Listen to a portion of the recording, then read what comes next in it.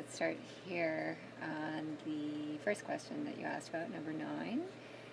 And it says that the mean of the numbers is 17, so you have to find the missing value. So what they've done is they've added up 5 numbers and then divided by 5, and they got 17, okay?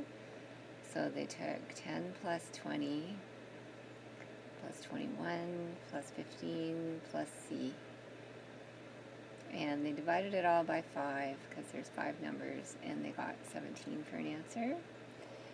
So all you need to do here is collect like terms, which is the constant terms, 10 plus 20 plus 21 plus 15 there. And you'll have that plus C. So then you're going to solve your equation by bringing the 5 over to the other side. So whatever the sum of these numbers in the numerator, whatever they add up to, you're going to have that plus C equals 5 times 17. And then you're just going to keep the C on this side, and whatever number you got for the sum, you're going to bring it over here and divide, and that should tell you the value that you were missing.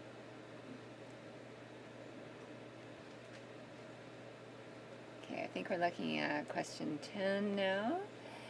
So the mean of 3 numbers is 5, and the mean of 2 different numbers is 10. What's the mean of the 5 numbers together?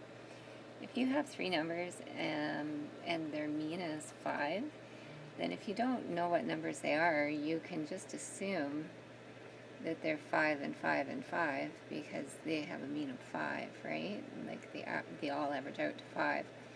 The same thing for if you have a mean of 2 different numbers that comes out to 10, so you would have a 10 and a 10 there. And so you just need to find the mean of those 5 numbers. That's all it's asking you to do.